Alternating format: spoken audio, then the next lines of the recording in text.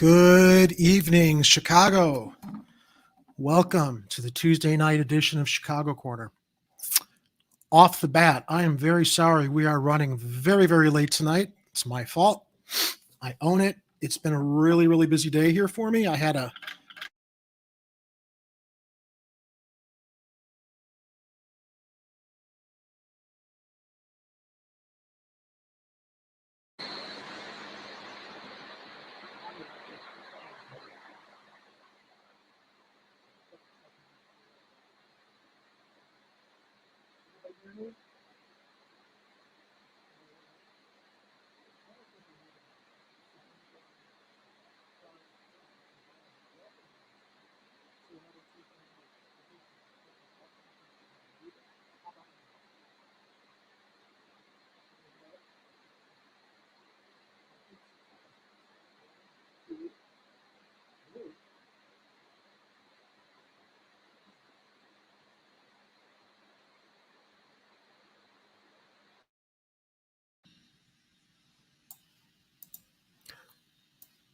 testes, 1, 2, 3. Can you guys hear me now?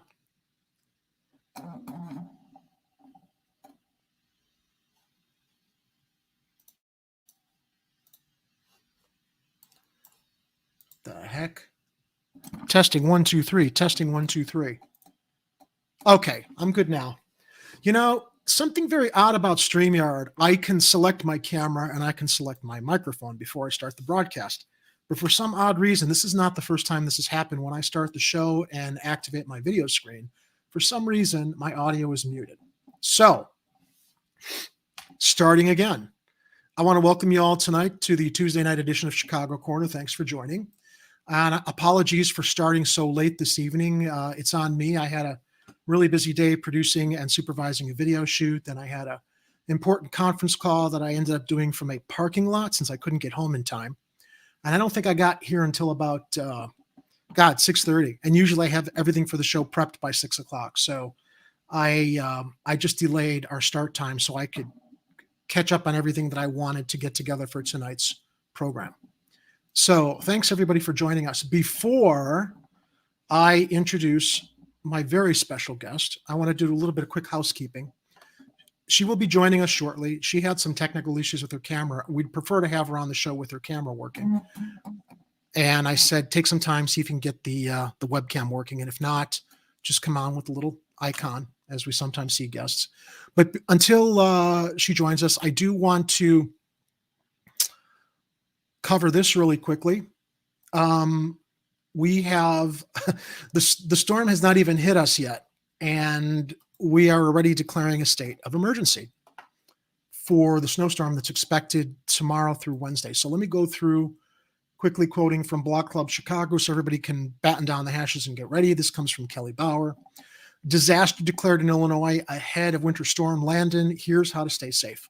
Parts of Illinois could see 18 inches of snow over the next few days. Governor J.B. Pritzker warned. Here's how you can stay safe at home. Keep your pets warm and find a warming shelter. And isn't that sad? We even have to consider that people need warming shelters instead of having a roof over their heads. I'm glad they're providing them, but I don't know. It actually embarrasses me that so many people might need to rely on those warming shelters. The storm is expected to dump more than 10 inches of snow on parts of Chicago over the next 2 days, with the south side getting it worst. Other parts of Illinois could get 18 inches, Pritzker warned during a Tuesday news conference. The city will also see potentially dangerous cold over the next few days.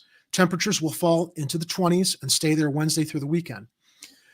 The first storm is expected to start around 8 or 9 p.m. Tuesday, which is now. So as usual, predictions don't always hit their marks with these weather forecasters, but I'm not going to dismiss or discount the warnings. It could come later in the evening. But you do tend to see a lot of these weather forecasters just get way, way too excited and sometimes over-exaggerate the rough weather coming. And I'm hoping that this is another case where, you know, they might think it's coming, but it's an exaggeration, because it would save a lot of people a lot of headaches. with up to 1 inch of snow per hour falling, said Lee Carlaw, National Weather Service meteorologist. The heaviest of the snowfall is expected to end 3 to 4 a.m. Wednesday, with lighter snow possible in the afternoon. By then, the city could be seeing a noticeably large difference in snowfall totals. The south side stands the best chance of getting some significant snow with the first storm, with more than 8 inches possibly falling, Carlaw said. The north side is expected to see 4 to 5 inches or even less, Carlaw said. The second storm could largely miss the city, as it's expected to stay mostly south of the Kankakee River Valley, Carlaw said. That'll be taking the vast majority of the heavier snowfall with it, he said. That wave could see lake effect snow, though, with the north side and downtown area getting 1 to 3 more inches of snow Wednesday night into Thursday morning. Overall, the south side could see 10 inches or more of snow, while the north side might get 5 to 8 inches after both storms. Keep updated with the forecast, Carlaw said. Very small shifts in this first wave can make noticeable differences in who gets the heavier snowfall totals, so that'll be important to stay up to date with the latest forecast. Staying home. Never use your oven for heat, and don't bring charcoal or gas grills indoors, according to a Cook County news release. Make sure portable heaters are not plugged in when they're not being used, and use space heaters with extreme caution, according to Cook County. They should not be placed near flammable materials and should be turned off before you go to bed. Keep heat at adequate levels, or let your faucets drip to prevent pipes from freezing and bursting, according to Cook County. Keep moving so your body can generate its own heat, according to Cook County. If you have to go out, wear multiple layers, including a hat and gloves or mittens, according to Cook County. If your skin has been exposed to the cold, carefully warm it with a warm, wet washcloth, and see a doctor if your skin is cold, hard, or blotchy, or if the exposed skin becomes more painful, swollen, or you get a fever, according to Cook County. Frostbite symptoms start as a pins and needles or tingly feeling. Your skin may change color, becoming red, white, blue, purple, or grayish, depending on the severity, according to Cook County. Older people, or those who are normally inactive, should be cautious when they go out to shovel snow, according to Cook County. Dad, are you watching the broadcast? Watch for signs of hypothermia. I know he's got a snowblower and he's like Superman, but we still worry about him going out and tackling the snow in the driveway. Watch for signs of hypothermia like intense shivering, slurred speech, drowsiness, and loss of coordination, according to Cook County. Seek medical care if you're in need. Now, if you have to travel, drive drastically slower than normal, especially when nearing intersections, ramps, bridges, and areas where ice might have formed, according to the governor's office. People should plan for trips to take longer than usual, according to Chicago's Office of Emergency Management and Communications. I know everybody out there should know this stuff. And I did say at the top of the show, this was kind of a breaking story, and I did want to buy some time for my special guest to make sure her camera's working. It is. She's in the what do we call it? The green room, the waiting area, before we talk about the main topics tonight. So I just want to let you all know, if you're waiting for my special guest and the special stories we're going to be covering, we will get to that in a moment. Make sure your gas tank is full, according to the governor's office. Have a cell phone, warm clothes, blankets, food, water, a first aid kit, washer fluid, and an ice scraper in your car in case of emergency. You can call star 999 in the Chicago area if you're in an emergency, according to the governor's office. Tell someone where you are going and what your route will be if you must drive. If your car breaks down or you are in a crash, remain inside your car, according to the governor's office. This is they're really look, if they are declaring this a disaster before it even hits us, these are some very, very important.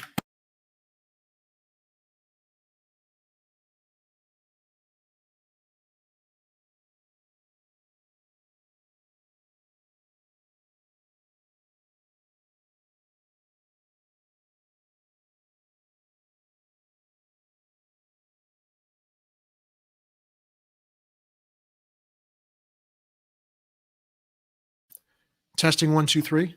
I actually saw a notification pop up that for some reason my microphone got unplugged, so hopefully you guys can hear me again. If your car breaks down or you're in a crash, remain inside your car, according to the governor's office. Keep emergency items in your car and not in the trunk in case the trunk jams or freezes, according to Cook County, and that's all in relation to traveling. Warming centers. Chicago's warming areas are open 9 a.m. to 5 p.m. Monday through Friday when temperatures are at 32 degrees or below. Residents can call 311 for information about warming centers and for assistance in finding a warm space after hours. As important, and I wouldn't say, no, I will say more important, because we're all humans. We should know how to take care of ourselves. But an important note for pets and animals, the most vulnerable. Bring pets indoors in a heated space. According to Cook County, an outdoor doghouse might not be adequate during extended periods of cold. Salt and ice can irritate a pet's foot pads. Foot coverings are recommended for pets in need, according to Cook County. If your pet won't wear foot coverings, avoid salt when outside and wash their paws with warm water once home. Limit pets' outdoor times. Walks should not last longer than 10 minutes in below zero weather, and you should check their foot pads once home and wash them with warm but not hot towels, according to Cook County. Call your veterinarian if you think your pet has frostbite anywhere, including the nose and ears. Please keep antifreeze away from pets. Have an emergency kit that includes supplies for your pet like food, water, and medication, according to Cook County. Honk before you start your car in the garage or outside in case a wild animal has gone into your engine or another place for warmth, according to Cook County.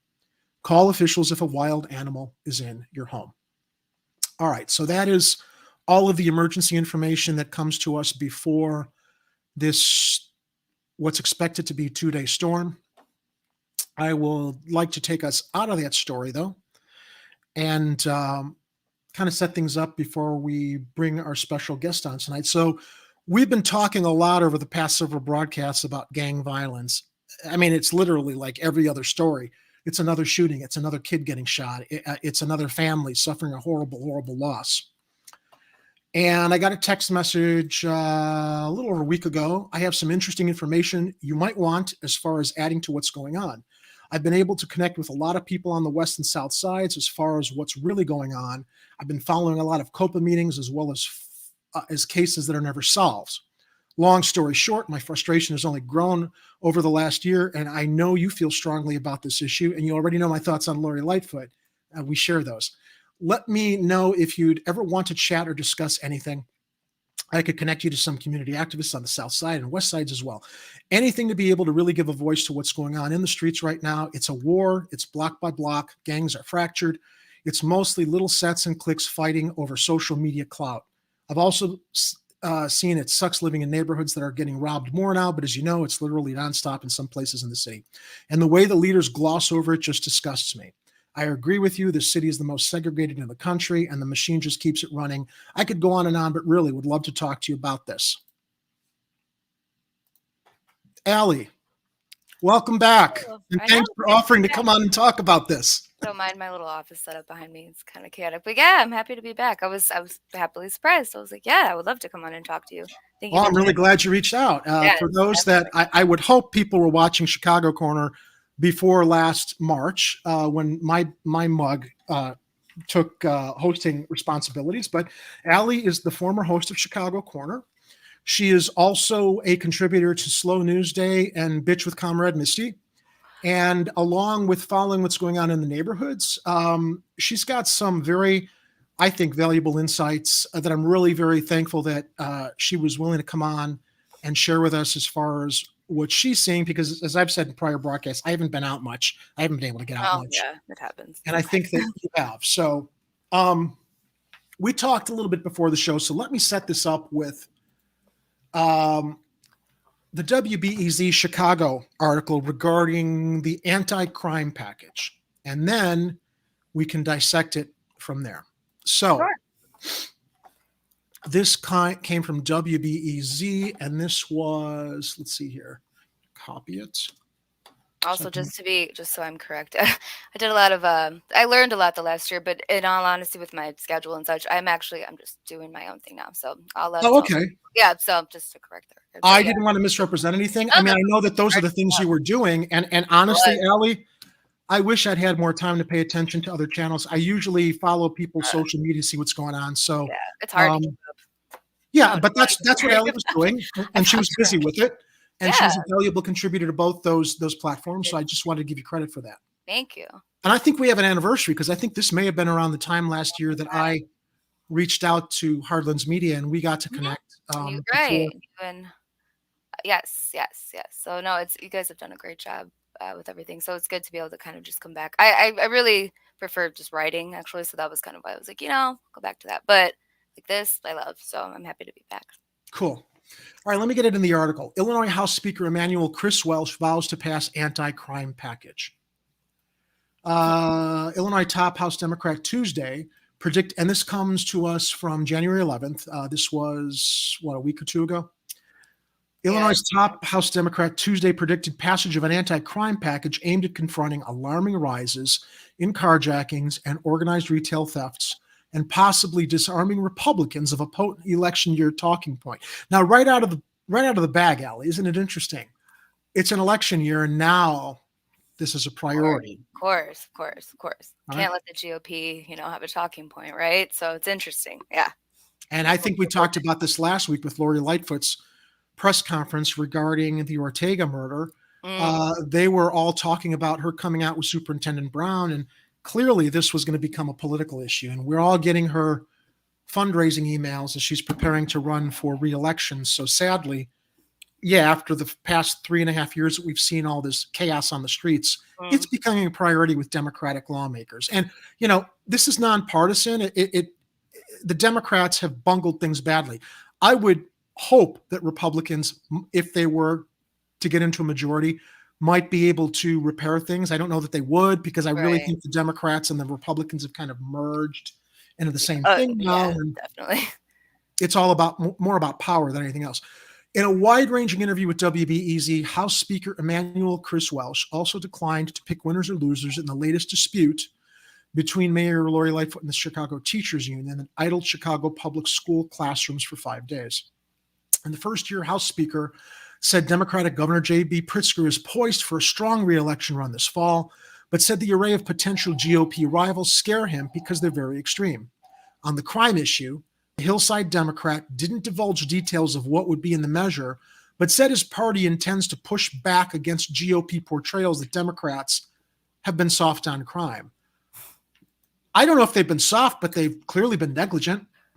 Right. And it's, especially from like the GOP standpoint, the general thoughts that they have on crime. It's like, sure, they're going to say, all those woke Democrats are just passing all these progressive laws, like they're trying to turn it into this. And it's like, no, they kind of almost, in my opinion, they know exactly what they're doing. It's two sides of the same coin, really. Just one takes a quote, lighter approach, but then they come around with something like this. So it's kind of like, it's just interesting because they campaigned on not doing this, is what I'm saying. So it's just, it kind of goes to the bigger picture of who really wins and who really loses here. And it's kind of the same people. So. One side pretends they're your friend and stabs you in the back. The other side is pretty clear in your face that they're yelling and screaming at you and they don't want to help you. But exactly. Two sides of the same coin. It's just, I almost have more respect for the Republicans. At least they are honest about who they are, unlike all the Democrats who ran on progressive platforms and then pulled the rug out from under all of us. Not delivering. Yeah, I always say that it's interesting. They're pretty open about their endeavors. But the more that you look at it, like you said, that's really kind of, they've merged. They're the same. I'm kind of like, they're always the same because it's just the endless battle. But I see a lot of people kind of saying that over the last year, really, like they almost feel like they can relate with Republicans more, which I caution against that too, but that's another time. But I get what you're saying. Yeah, definitely. The article continues, we're early in the session, but I anticipate before we leave, you're going to see some action on an anti-crime package, Welch said. Now you're going to see the action. One of the messages that we're going to send out loud and clear this session is that we believe that if you do the crime, you should do the time, he said. We believe that police should be properly funded and trained and educated because, they're not overly funded right now, Aly. Right. I would say I would agree that they're not properly trained and educated, but let's make no mistake that they're overfunded, given how much money Lightfoot threw at them last year, 70%, I think, of the federal COVID relief funds. But it's going to take us all working together to make sure that we bring the violence down. Chicago police data shows that carjackings rose by 23% in 2021 over the previous year and are up by nearly 300% since 2019. The crime wave has spared few parts of the city, and it even has spread into suburban communities, including West Suburban Broadview, where Senate Majority Leader Kimberly Lightford, Democrat of Maywood, and her husband were forced to surrender their car at gunpoint in late December. While Welch didn't signal an openness to longer, he didn't signal an openness to longer prison sentences for those convicted. And I would hope that, so longer prison sentences need to be applied to violent offenders. So there is a caveat there, right? I have no problem with seeing violent offenders with longer prison sentences. I do have a problem with nonviolent crime drug crimes. I think that that's where I would have an openness for not longer prison sentences. Now, he did show possible interest in revisiting a provision in a 2015 state law that spared teens 17 and under from being tried as adults if they commit armed carjackings. Both Welsh and Lightford voted in support of that provision. Now, interestingly enough, this article was January 11th. And what happened after that? The Ortega shooting a week ago, where it was a 16 or 17-year-old kid with a 27-year-old driver. So what he says here in that, let me repeat that. Okay. Revisiting a provision in a 2015 state law that spared teens 17 and under from being tried as adults if they commit armed carjackings. This 17-year-old that killed the 8-year-old was charged with 3 carjackings. 17 years old, 3 carjackings. He had the home monitor. They took it off and put him on probation. Then he went out with his buddy, who was the cab driver, and shot into a crowd and killed the little girl. So I wonder if he's re-examined his position about sparing teens 17 and under from being tried as adults if they commit armed carjackings. Armed carjackings are violent crimes. If you got a weapon, it's violent. You're threatening life. Both Welsh and Lightford voted in support of that provision. If there's a policy on the books that's not working, that I've supported, that other members have supported, and the data suggests we need to do something different, then we need to take a look at that, he said. Data on the number of minors involved in more than 1,700 carjackings logged by Chicago police in 2021 was not immediately available from the department Tuesday afternoon, but a police spokesman said he believed more than half of cases met that criterion. Nationally, juveniles are playing a role in the huge spike in carjackings. Another brazen crime that's been striking North Michigan Avenue and suburban shopping malls are groups of intruders entering stores and grabbing up expensive items en masse and leaving. Welsh said that he has been in contact with the Illinois Retail Merchants Association about how to confront the rising prevalence of organized retail theft, but neither he nor the organization would divulge specifics of possible legislation. Now, eventually this is going to get into the anti-crime bill that, as I understand it, as we understand it, is also going to target gang leaders with asset forfeiture, which is, we're going to get into the gang part of this. Now, Republicans have attacked Democrats over their support of a statewide end to cash bail next year, which the GOP says has enabled potentially violent defendants to return to the streets to commit additional crimes. Last January, lawmakers voted to eliminate cash bail as part of a broader criminal justice package Pritzker signed last February. Illinois is the first state in the nation to eliminate the practice. Criminal justice reform advocates fought for that change as a way to enable low-income defendants the same ability to avoid pretrial jail time as wealthier defendants who could afford bail. They argued existing law disproportionately targeted people of color. They're right, but I think the whole bail thing really should relate to, was it a life-threatening, was it a violent crime?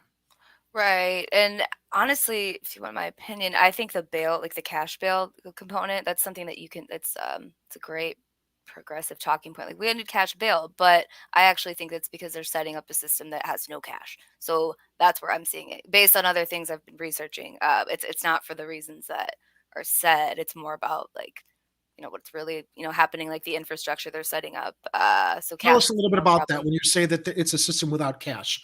I think I understand what you mean, but give Sure. give our viewers some insight into that. Well, the overall trajectory, just based on what we're seeing, like as far as like the Federal Reserve just coming out with a white paper for institutions and like kind of how to, like, imagine and implement a world without cash, because there really is a push to not have cash, whether that's through, you have like stable coins. I know a lot of people like crypto. However it is, the point is, there's not as much cash in use, and obviously people already use cards anyway. So it's this idea of, like, literally, like, in some sense, it's like that's setting up the infrastructure, because it's not like you're always like showing up literally with cash. But what I mean is, like, they're trying to phase that out. So what I'm saying is, if everything is digital, and you're trying to get bailed out, who's to say that different things won't be determining what will let you get out? Whereas before it was just cash. That's, you know what I mean? It's like a direct payment. But now there's other stipulations, because again, it's, we're moving into a very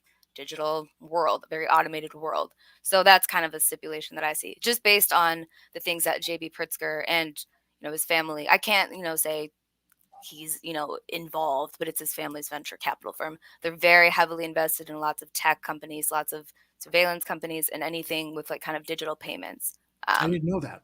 Yeah. So yeah, I could actually wrote an article about it a while ago, so I can send that to you because it was interesting to see kind of what he and his people around him and definitely his family has been invested in. So that's just a little side piece. It's just something to make you think. I could be wrong, but Well, it also relates to a lot of what we're hearing on social media and news regarding this quote unquote the Great Reset, where you're yes, being told you're not going to own homes and you're going to be happy because it's going to be a rental society. A rental society is then essentially a nation of serfs. And as you talk about this more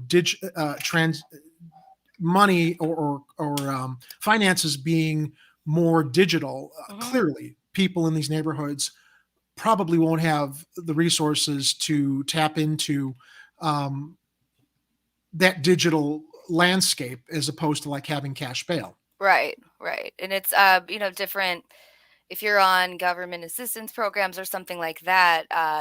Instead of the old ways, there'll be different stipulations as far as like how much can you get based on what you've done, what work have you put in. So or if that's like a probation system, it's just all of these things that are going online. So I think that my biggest caveat really with all of it is like, can we just hang on a second and kind of like just like hang on a second before we just go all in with this like just fully like I know everybody says like, oh, the metaverse, but just this life online. Yeah, But it seriously. is still going to play out in the real world. And, I could tie that together with the many things at Chicago, even just how Chicago is like really becoming a home of like big tech. Well, there's small venture capital, funded little tech firms all around the city of Chicago. So it's kind of, you always have to be careful of like, well, everyone's pointing over there to look at that. But it's kind of like, what else is going on? So that was just a side note about, this whole, just the fact that there's politicians that like, every time will champion something like ending cash bail. It's like, they're still not really talking about like the root problems. And it's not to say I, have all the answers for you, but they set the parameters for how everything is viewed in terms of like how to fix things. And sometimes these fixes happen before people can understand them, and then it's too late to really examine them and figure out if they need to be readjusted before implementation. Exactly. Republicans have condemned Pritzker and other Democrats for their stance on criminal justice issues, and Welch's Republican counterpart in the House dished out more criticism when told details about the Speaker's statements Tuesday. How many shootings, carjackings, and smash and grab robberies do Democrats need to see before they stand up for the law-abiding citizens of Illinois, said House Minority Leader Jim Durkin, Republican of Western Springs. Now, I just want to do a snarky side note, okay? Here's my snarky side note.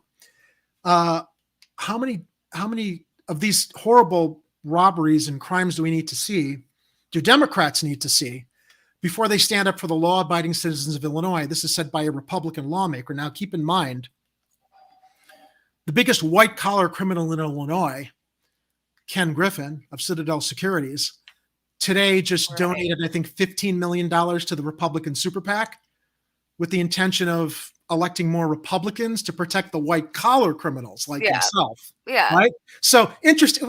Here we go. The Democrats aren't doing enough about violent crime on the streets. The Republicans probably wouldn't be doing a whole lot about white-collar crime while coming down on, the communities that are suffering the violence in neighborhoods where somebody can't get their cash bail, right? Or where we're not investing in the infrastructure. We're not investing in trying to provide opportunities so that people aren't making bad choices or kids have more opportunities in neighborhoods where they've been completely abandoned, which is why we see so many kids, sadly, make the wrong choices to be parts of gangs, which gives them identity, gives them protection, and gives them a stream of income from a criminal direction. Welch disputed the idea Democrats can be fairly characterized as being soft on crime. I think Republicans have to answer for their votes as well, he said, citing previous GOP votes against violence prevention, mental health, and housing assistance programs. Well, with the cut in mental health and housing assistance, he is right on that. On other issues, the House Speaker weighed in on the 2022 gubernatorial campaign, which he believes perhaps predictably favors Pritzker. The Republican candidates all scare me, but I tell you, Governor Pritzker has done a heck of a job his first year. He came out the box and did a remarkable job and then got hit by a global pandemic, which I think he's handled extremely well. I'm thankful that we have Governor Pritzker as our governor during this time. Welch said. Pressed on what scared him specifically about the GOP field, Welch focused broadly on stances that evoked memories of Pritzker's vanquished one-term predecessor, Republican Bruce Rauner. Many of them are extreme. We saw what extremism did to Illinois in the Bruce Rauner era. It led to 736 days of budget impasse. You can't get anything done when you're governing from extremes. Now, let's take a sidestep here.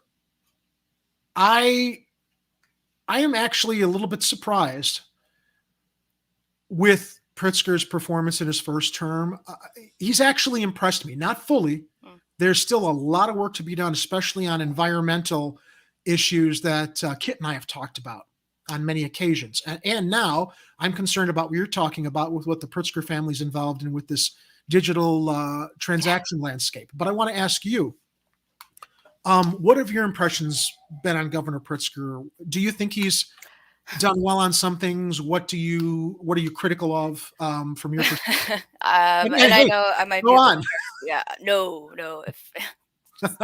No, I'm not a fan of JB Pritzker at all. Okay. In fact, I think he's the most under-scrutinized governor in the country. It's interesting to me how Cuomo or Newsom were always the focus. Oh, I get always the focus, but Pritzker's not because he's the only billionaire governor. I don't want to attribute that to it's his money, but I mean he has family in very high places.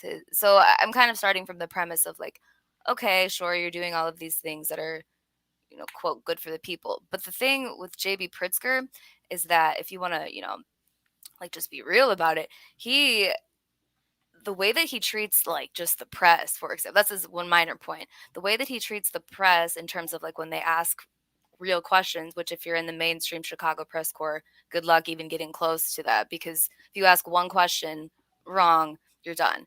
I don't like his mealy-mouthed answers. And frankly, I don't like that he doesn't give anyone in this state any kind of timeline for when things will kind of start to progress back to normal. Now, I know everyone has different opinions about obviously everything with COVID and such. I can say COVID, right? I don't know. I'm bad. You can say it. I don't care okay. what you do. All right. I think it's going to go off anywhere. Well, I mean, they might, who knows? I mean, we're not monetized here, but I think COVID did give him an advantage because he hasn't bungled the pandemic as horribly as governors in other states. I think that might have given him a leg up to extreme criticism, although I hear what you're saying. And I think you're right.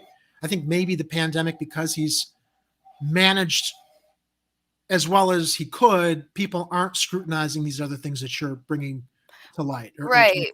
He gets on TV, and he gives his he has a calm demeanor about everything.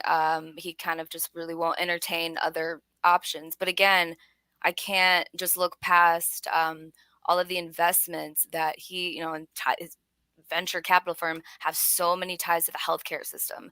And again, there's more of this, these treatments, which I'm not saying I know I might sound crazy. I'm not saying these are bad, but it's interesting how the policies that he kind of goes with benefit a lot of the same industries that, he has a lot of interest in. I don't think that he handled, and again, I can't really put it all on him, but just for assisting people with lots of that's my friend. what when the unemployment thing happened, when everybody had to get assistance. Yeah. So you had some governors that were just saying hey, our system's not updated yet, we're trying. He gets on TV and he just gives very milk toast, mealy mouth answers. So for me personally, I don't really like it when people just kind of dance around the object, and just chastise others that don't agree with him. I think he gets to be the good cop, and somebody like Lori Lightfoot gets to be the bad cop. I think they play those games. So it's just more personal feelings about I have with JB, but I mean, the state's already not that friendly to small businesses. Honestly, it's pretty expensive to even have that here. And so to see the ways that different businesses have not been able to get assistance at all, and he's out there kind of parading he's champion for all these things. It's just, I think it's a farce. So I'm really not a fan of JB Pritzker, but like I said, I can share the article with you. And I guess if I look objectively, I don't know how you handle COVID well, but Well, and actually Red Sea Socialist asked, what does that even mean? Oh, All right. So what does it even mean in my perspective? yeah, what do you? Or she could be He asking. got PPE and assistance out to the cities. From my perception, faster than some other states. I know that although they didn't end up using it, they got McCormick Place mobilized right in the beginning of the pandemic, and we thought that we would have potentially thousands, if not hundreds of thousands, more fatalities. I was impressed in the beginning stages at how quickly things seemed to click. Now, yeah, since that time, the unemployment program did take a long time to put into place. Yeah. We discovered that the state of Illinois' IT sector, as it related to people being able to get registered and get their unemployment since they were losing their jobs, wasn't up to snuff. I grant all that. Eventually, stuff did kick into gear, and although they did end that unemployment sooner than they should have. So yeah, I mean, I guess we looking at it critically, which I tend to be very critical, but it's because it's just interesting to me that he would not be someone that people really want to look into. Where again, like Cuomo, terrible. It's terrible. In my opinion, they're all terrible. But yeah. The thing about Pritzker is, again, he kind of just gets to walk around with this like glossy, pristine image, and there's real concerns about him as far as like his executive orders and how he's making these decisions, how he's not, for the longest time during the pandemic, nobody was legislating. There was nothing, where other states were at least figuring it out. Just King Pritzker was just making decisions, and it was like, no, this is how it's going to be. And if you ask questions, you're clearly playing politics with people's lives. So I didn't appreciate that. I'm just not a fan. It's hard for me to like. No, that's okay. I think we're seeing more of that type of attitude from Lori Lightfoot. I guess Pritzker, I never got that perception of him, but maybe because he's got this veneer as like the big jolly, guy who's doing things, and you've got Lightfoot who's just like completely cutthroat in how she's so thin-skinned and petty about how she lashes out.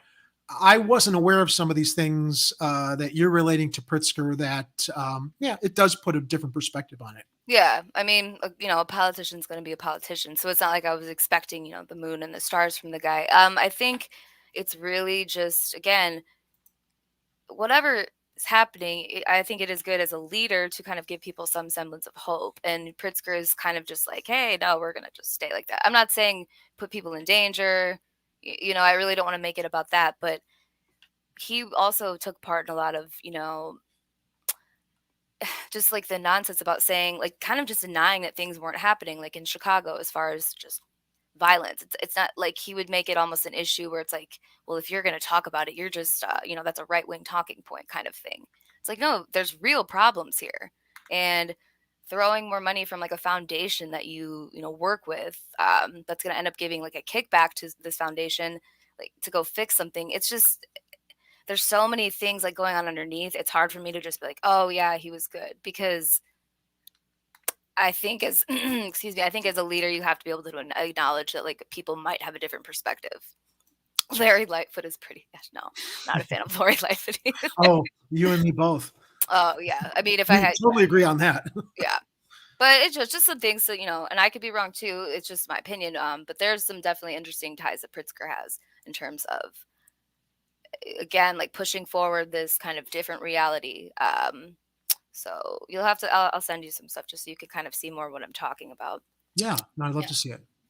So let's get back. So going back to the article, I kind of came to the end of it, but the reason I went through that was as it related to this anti-crime package. And as we were going to talk about, or as you wanted to share with us, how this quote unquote anti-crime package is potentially completely missing the boat as it relates to gang crime and gang violence in our streets. Yeah, because, well, here's the thing. So you're here, like you said, like Lightfoot wants to, suddenly go after the assets of gang members. Well, and we have a database that's wrong. We know that the gang database, there are quote unquote offenders in that database with wrong information that are not violent offenders. So when you know that that database is wrong to begin with, and they're going to rely on that to start seizing the assets from quote unquote gang members, and the police control that database right out of the gate, there's going to be all kinds of problems and false seizures. And it's like, we're going to collect all this money and the police are going to get it. Right now, the police don't have to account for any of the money that comes from their other forfeitures. So it's going to be more money to the police department. Yeah, and in my opinion, it's kind of like, really, if you look back at like, and I'm not, I'm not like some like gang expert, but it's your city, you're around it, you see it, and you like, you understand kind of how things go. If you know that back in the day, they took all the big guys off of the street, they put them in prison. So then you had tons of fracturing. So now, and you also, destroyed Green and Green, all of these housing projects where people were concentrated. I'm not saying that's, great, but then you spread everybody out and all these different pockets. So when they say gangs, they're not even really, they're talking about a different world, because even like gangs now, sure, you have like the Latin gangs and like 26th Street, you have more organized gangs or like the Vice Lords, but then you have a lot of these gangs, you have the GDs, the BDs. But my point is that like a lot of the ones that they're talking about, they're really just small fractures, like blocks. It's not like this huge gang anymore where there's like like turf wars and like they're fighting for control of like the cartel. Is that happening? Sure, like on the west side, is probably one of the biggest open air drug markets up until recently when the feds came in, because that's what they do. Like the Chicago police does nothing for months and then the feds come in. But my point is the way that they're even portraying everything, it's simplifying the issue, of course, because it's like, oh, we'll just get the gangs off the streets. It's like, well, you took any kind of organization and structure out, then it just completely decentralizes. And now you just like literally from block to block have a different Chaos. group. Yeah. Chaos. And it's not to say like, oh, it's always like that there, but not that you want a centralized structure, but if you remove the centralized structure, and that's gonna, it's like what we've done in the Middle East. We took out Saddam Hussein and the Middle East, Afghanistan. We take out leaders in other countries for democracy, and then suddenly Syria, these regions just collapse into utter disaster. And taking the gang, I guess that's a great parallel, actually. It is. If you're going to take down the gang leaders, what plan do you have in place to prevent the fractured chaos from then suddenly taking over that power vacuum and making it worse? Because then you don't have the centralized power structures that you can go after. It seems to me that the feds and the cops didn't really have a plan. Well, I would say what that plan should be is examining the neighborhoods and understanding that maybe we need to start instead of giving more money to the cops, instead of giving more money to promote tourism downtown, maybe we should invest more in these communities with the youth centers that everybody's talking about. Maybe we should keep the mental health clinics open. Maybe we shouldn't be closing schools. Maybe we should see if we can give more opportunities, jobs, or any other choices to people in these neighborhoods. Because once the gang leaders are gone and the gangs underneath them still don't have anywhere to be able to, I don't know, get money to like eat or support themselves. What have you replaced it with? You haven't replaced it with anything, and that's where it gets worse. So there was no proactive plan; it was a reactive plan. Yeah, and it's kind of just to come in and like take plant themselves like where they've really already been watching, because there's cameras everywhere. That's not new. There's been cameras in some neighborhoods forever. So that's what it is. It's like you're constantly watching people. You're watching all of this, but it's like, oh, can't do anything. Well, they can. Like it's designed that. Well, they can, but with the high-profile cases, which is something you shared with me that you're going to talk about. Yeah, I mean, think how many cases, like just murder cases, go unsolved in Chicago. It's a lot, despite all the cameras.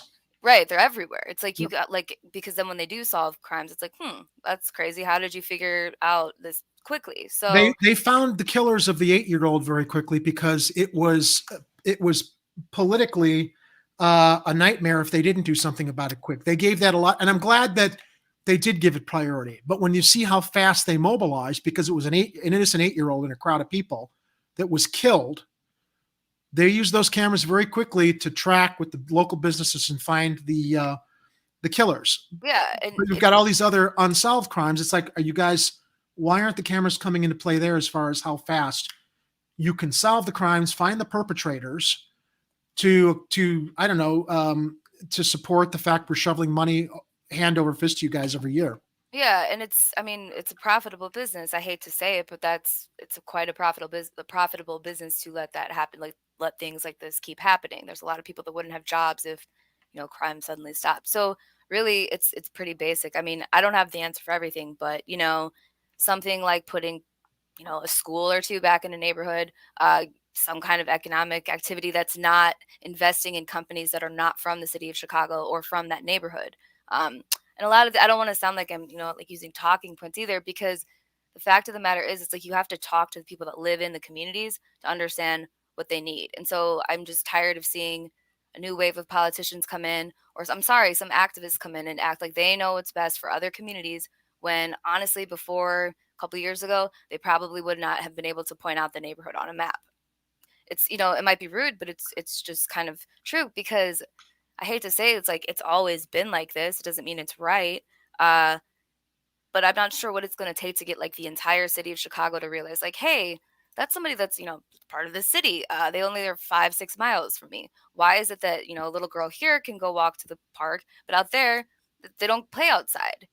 No one's going outside. There's nothing to do. And I mean, I could just keep going and going. It's just sad. And I just keep seeing the same thing happen over and over. And my problem also is that while we're focused on all of these shootings, which are really just like there's just like no code anymore. They say it's just like they're shooting at whatever. If you're in the way, because there's almost like a sense of like what is there to live for? If you don't think you're gonna live till 21, and again, it's not like to say it's a right or wrong, but things have never really been great for a lot of Chicago. And every time somebody comes in to fix it, it tends to be for people outside of those communities. So it's like, until we really get to the root of the problem here, which a lot of it is segregation, I don't know how you can like really grapple with everything. I don't think I can sit here and tell you that I know what it's like to see, 3 friends and a brother, their head blown off before the age of 18. It sounds terrible, but that's just reality.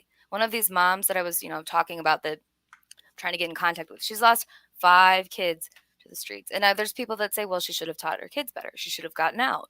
Sometimes you can't. It's a luxury to get out of Chicago. It is. It's an expensive place to be, and it's even more expensive to get out.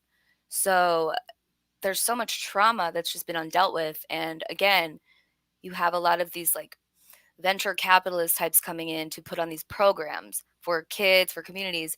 But the thing is, like, they're getting a kickback, and I can send you some stuff about that. So it's like trying to get people to pay attention to like the programs that actually sound great. They may not be so much because there's people profiting, of course. And it's just, I hate to see it again, like again and again and again, just get politicized. Like Well, they're it's not. I would say also they're clearly not listening to the people within the community. no. For example, okay, we've got a South Side activist ran for mayor, Jamal Green, Right. who's proposed incredible ideas. He gets the meetings at City Hall. They basically they patronize him, right? Mhm. They act like they're interested in his ideas. Then when they let him leave and they don't do anything, and he shows up with protests, they arrest him. Let's shift to what policing is about. We were going to talk about the COPA meetings that you've been to, but I also know that in all wards of the city, we have the CAPS meetings where the police meet and interact with citizens in the community to figure out how to police these communities better.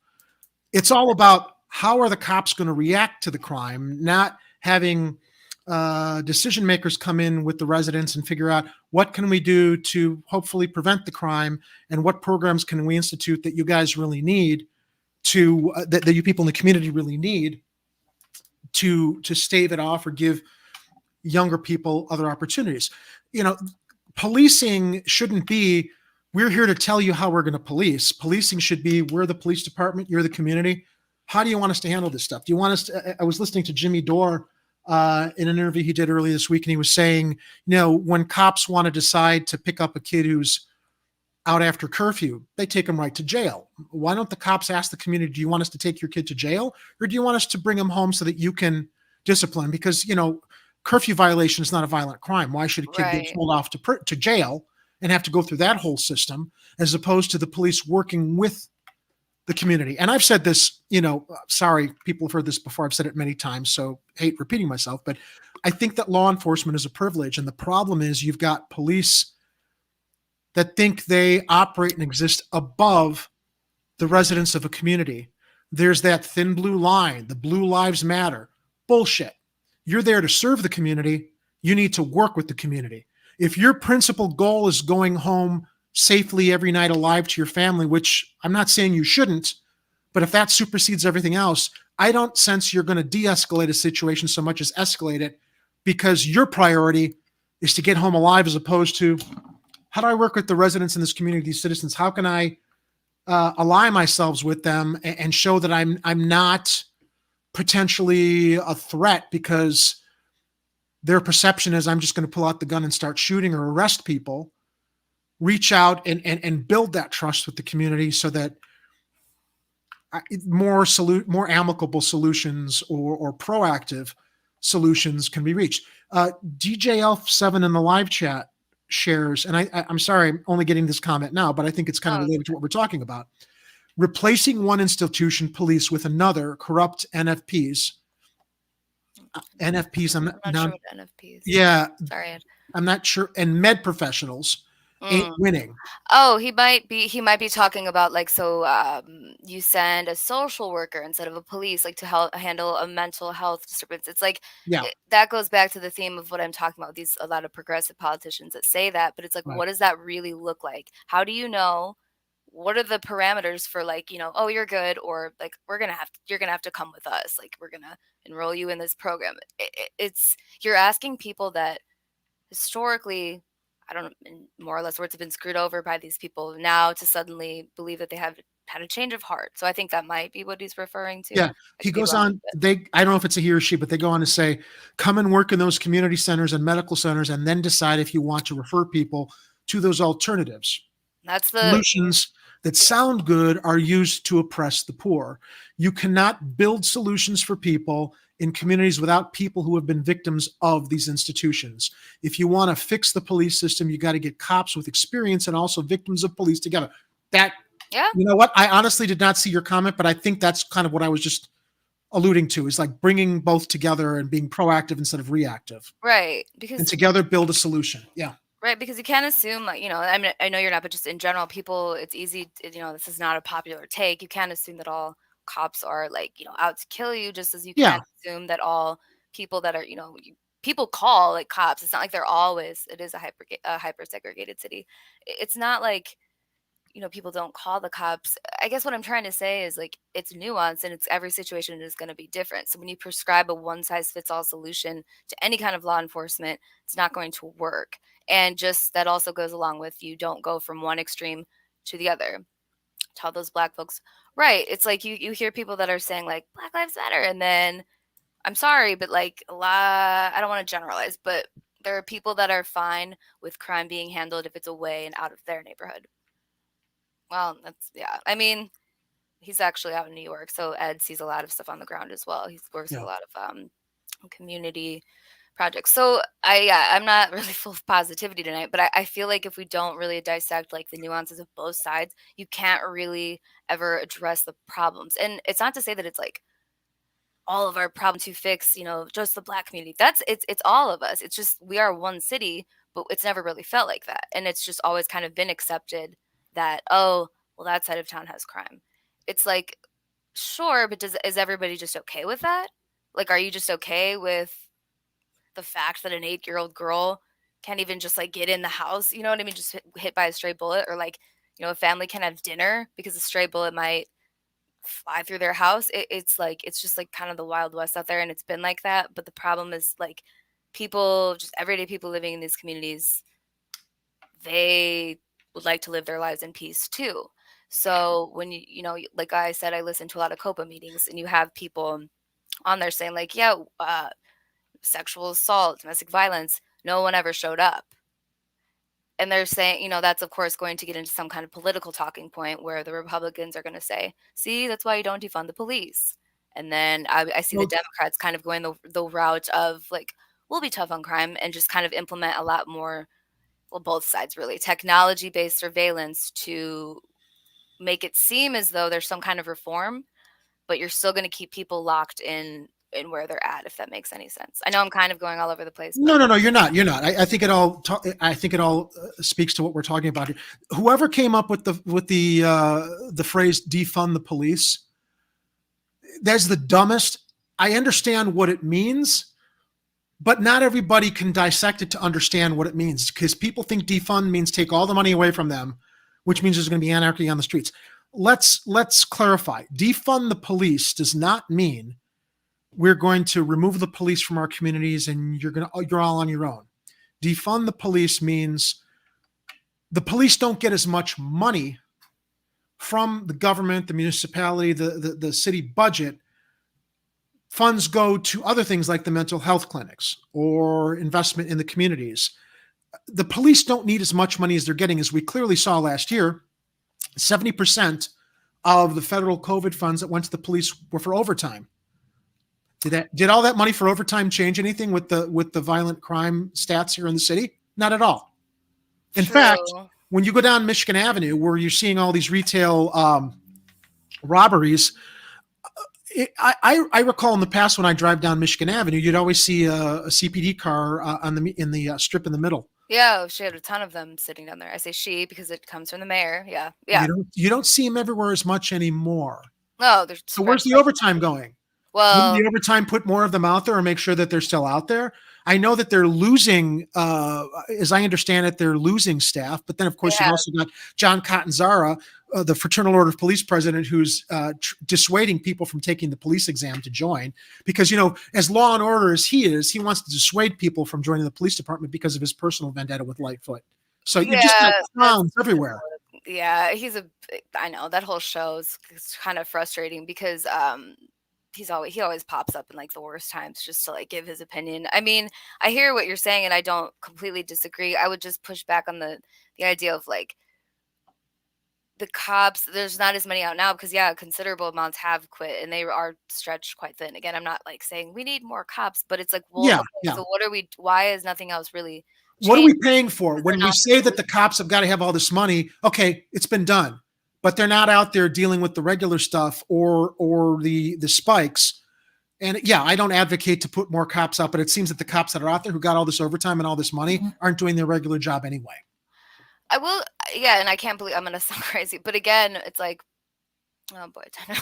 Crime is a poverty program if you're only talking about regular ass crime. Rich people, politicians, and all people in positions of power commit the most crime. They just legalize it or don't prosecute. I don't disagree with you, Tenderlungs 206. I mentioned Ken Griffin earlier, the biggest white-collar criminal in Illinois, who's probably going to buy Republican candidates that will change the laws or prevent the laws from prosecuting the rich that control everything in our society. Yeah, I think he keeps it. I mean, to me, I see he and like a Pritzker is one and the same. They both fund things. So it's like, it's really to kind of uphold the same agenda. I can't emphasize enough how much money I think that is a bit of a narrative. They're saying it's going all to overtime, but it's like you do have to take a step back and like, okay, there's not as many. If they're all working all these shifts, they have to write their reports. I'm not like defending it. It's just there's nuance and there's so much going into the technology aspect of it. So they could say overtime, but I mean, a lot of the times the paper trail in the state doesn't really add up. So I wouldn't be surprised if the same types of things happen again. And that's another reason why I take a lot of I'm not really interested in Pritzker just because he played a lot of politics so he could make sure that federal funds were, given when Biden won. So yes, I don't think, of course, I don't want to like just keep military style police out on the streets. But at the same time, if you do it in the way that they're doing now, you don't want what's replacing them either. So it's just this like fine balance. And I don't think we're anywhere near that. It's just this like, I mean, I'll send you some links also to she's a great researcher, Alison McDowell. That'll blow your mind as far as like the surveillance state that is being, the bio surveillance that is being built around us and how that's really going to be like kind of working with police because it's all just part of this larger network to kind of be able to track everything, including inanimate objects. So it's a pretty interesting time to see like how different states are trying to say that they're making these changes while also incorporating all of the like technological updates and just, try to pretend like it's not what it is, which is complete capture, in my opinion, of everything. So, I don't know. You'd have to think about it. Would you rather have a human show up at your door? Or would you rather God knows what, some kind of, apparatus. One of those robo dogs. Yeah. And I mean, they're like the robots in RoboCop that go out of control and kill people because they're not programmed right. It makes it even worse than a human cop going out of control and just deciding, hey, I'm judge, jury, and executioner. And here's a difficult question that, a lot of people don't like want to talk about, and I don't have the answer, but it's like, what do you do if you are a cop and I guess you do get out of your car? This is just like a thought exercise. You get out of your car and there's somebody pointing a gun at you. What is a human going to do? I'm not saying that's right or wrong, but it's, Yeah. again, I just like to throw in things that maybe people aren't like just thinking about, because I don't think it's going to be like this one size fits all solution, No, especially. it's not. And there's tons of like people assume like, oh, nobody in neighborhoods, wants the cops. There's, like I said, on this the COPA meetings, there's plenty of people living in neighborhoods that, their daughter was just sexually assaulted. They'd like a police officer to come get a report. No one shows up. But then, So- in some neighborhoods you can call and they'll be there in 2 minutes. And that's nothing new, unfortunately. But it's just like, how many times we have to see these cycles go on and on and on. So I'm more just like at my wit's end of how we continue falling for, or sometimes I think just completely checking out, because we don't want to get involved. It's like their business. It's like, no, it's all of our business. It's one city, and we don't operate like that ever. I mean, cities are typically somewhat segregated, but it's hard to explain if you haven't seen Chicago, like how hyper segregated like it really is. You can cross a street, it's like a different world, and the people just don't talk to each other. And so it's not a good time here at all. I mean, I think it's silly to pretend that it is, but that's not to say that there aren't great things about the city. It's just, I fear that more and more people are going to be pushed out, as leaders like to say that they're bringing in business, all this, the investment, but it's like, who is that benefiting? We've already fallen for this before. Yeah. We're really going to fall for it again, type of thing. It's frustrating to see, for sure. Yeah. Yeah.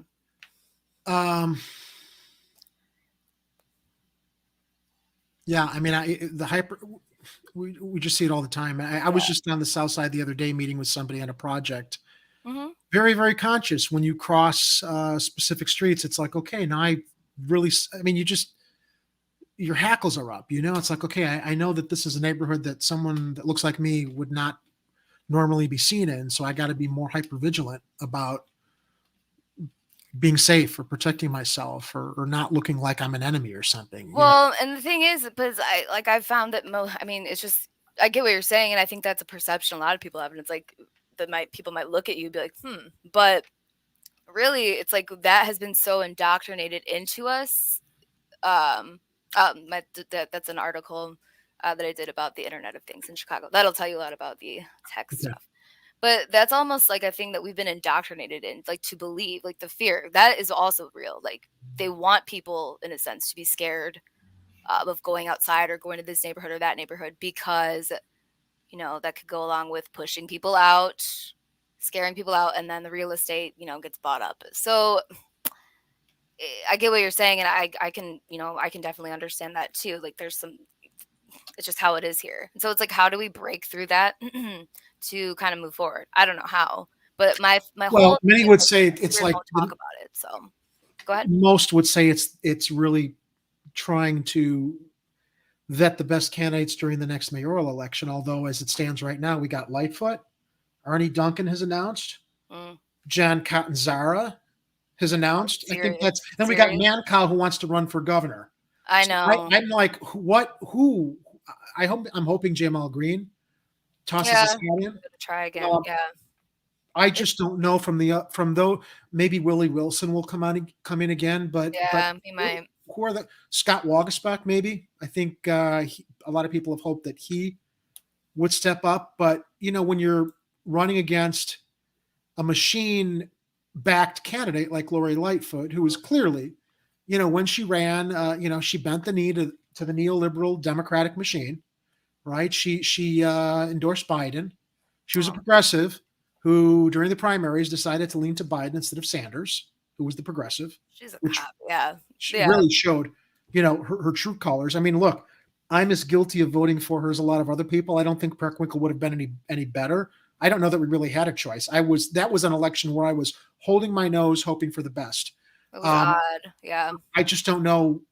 Well, I don't know now, but hopefully, and that's a big reason I'm happy to be involved with Chicago Corner now, along with, Kit, we talk about this a lot, vetting the next slew of mayoral candidates to try to give attention to the ones that we hope will actually provide the change we're talking about here? Or are they more talkers like Lori was? Well, You know, right, fool right, everybody and bamboozle everybody, get in and then right. suddenly pull the rug out from under all of us. Yeah, I mean, I would hope at this point. I know I'm a cynic, but I would hope at this point, like that ship has completely sailed. All this shit is.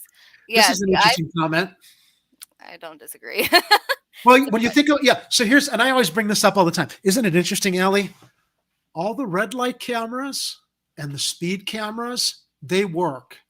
What about all the blue light cameras? Right, they were right. Like They don't generate revenue, so naturally they don't work and they're not paid attention to as much. yeah, and I think don't relate to what he was saying. I think some of the audience might think it's crazy, but we'll see. I'm happy to be wrong. I think a lot of this is left to happen unintentionally. So again, you can have people come in and be like, "Oh, we're gonna save the day," and it's like, I mean, I was at one of the like I said, a Lakeview meeting, listening to the cops there talk about all these carjackings, and like their answer was just funny. It was kind of like, "Well, we're not, what can they really do about it?" But it's more like, if that happens to you, don't fight back because you might get shot. And it's just like, and I mean, well, that's also kind of just like every day for in some places, but and that's where I like have to be like bite my tongue to not be like yell at people that are like, "Oh my god, I can't believe a carjacking happened in my neighborhood." I'm like, holy shit! Like, have you like left the neighborhood? But it's not always productive. But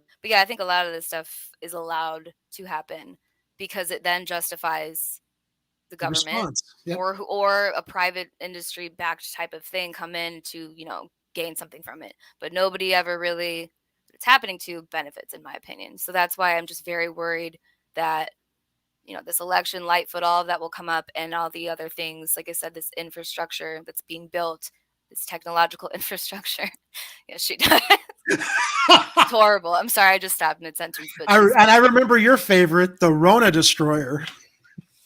It's just, I mean, the theatrics of it, like the different characters, and she loved it. She loved being. She got into it. I have a feeling that outfit came out with her wife when she was home, but that's as much as I'm going to speculate on that.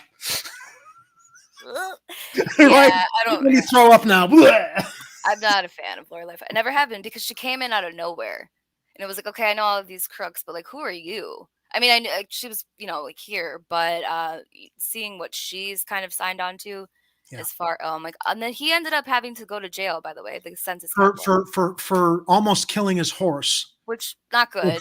Riding it down the Eisenhower Expressway.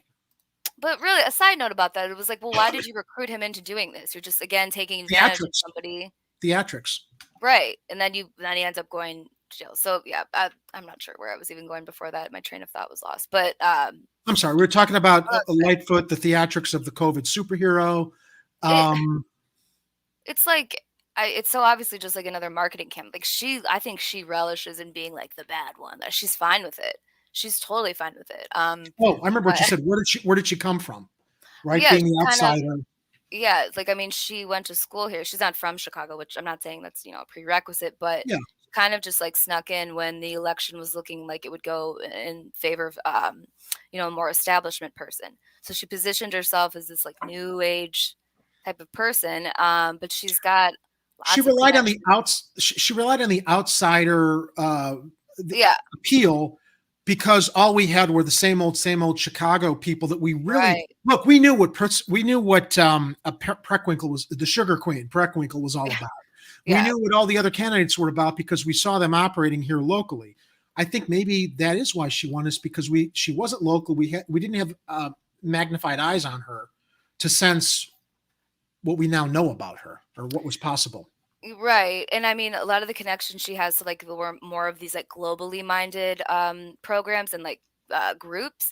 That's, I think, what she represents. And that's a continuation of Rahm Emanuel, of course. It was a bit of a continuation of the Daley, not the first Daley. It was different times is what I mean. Yeah. But everything that I see Lori Lightfoot doing, all of her policies, it's kind of like in lockstep with all of these other other mayors around the country. She wasn't. Ed says it best. That's what it was. She pretended she was an outsider, and she was an insider all the time, which is why, she jumped in to endorse Biden when he started stealing the momentum that Sanders had gained in the primaries last election.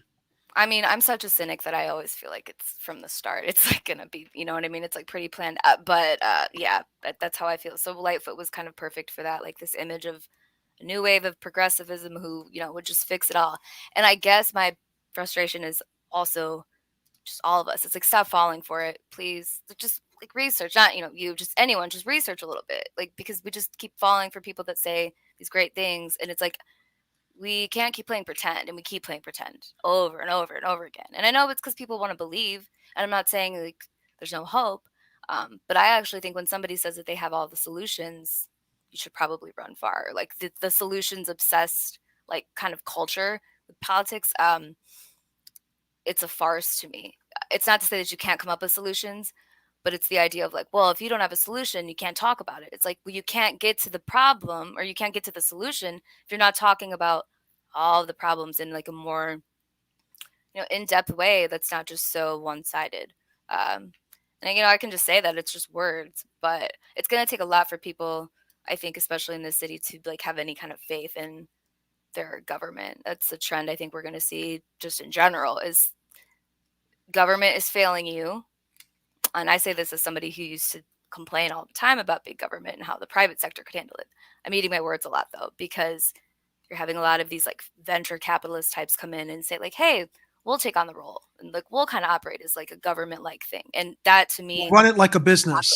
right. And it's, again, you could say that it's been a business forever, but I can't stress enough the component of all of this, and how there's things being set in place that have been set in place throughout COVID that I don't think we're going to see go away, that you might expect to go away, like the passports. It's just all these things that I'm not saying are like ideally these things would work well, but I don't understand how there can be like no bias in like something like AI, like anything automated, when humans are the ones designing it. So it's just, when it comes to then like fighting crime, do you think that it's going to change that much for people that are already, subjugated to a lot of the shit that cops like, put on people? I don't think so. So it's just cautioning people to like not fall for it again, just because it's so bad. Like, just because life is so bad doesn't mean that somebody else is going to come in and, do the same thing.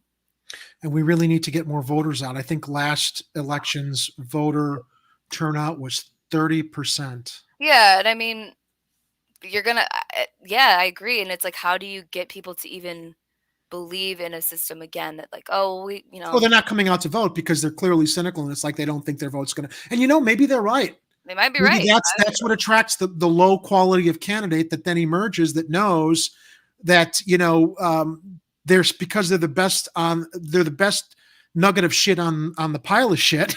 Right. It's and everybody's just going to have to hold their nose and vote for somebody. That's why we're not seeing a better quality of candidate. And then you've also got the money that enters the equation, the money in politics. Right. Who can actually afford to run a campaign and stay in there long enough. And in Illinois, where others can't. You know what? I have to say, just to throw a wrench in, it would be funny, because why not? Well, let's just let Blago run against. I don't care if he's just do it. I don't care. Was it you or somebody? I don't know if I heard it from you, but I used to refer to Pritzker as Fat Blago. Really? No, I didn't know. I assumed he was just going to be. Pritzker wishes he was as funny as Blago. I'm sorry. Yeah. I hate Pritzker. But no, I mean, Blago, the thing about Blago is he was just pretty open. He's like, yeah, I've got this thing. Openly corrupt. It's fucking golden. That's why it's like Illinois to me is a microcosm. Like, I'm pretty sure Obama said that, but it really is of the political climate, and just the idea that like there really are two parties in this country, because I don't think there are. They're two sides of the same coin, because the Republicans here pretend to fight to give the voters an illusion, but they're working right along like a Jim Durkin. Please, he votes. They all come together about some issues, and that's how it's like, okay, so it's, you just kind of see this record going over and over and over again. So I know I sound cynical, but actually, well, you and me both. I mean, there's nothing wrong with that. I mean, we've been around to see what's going on. You have to have.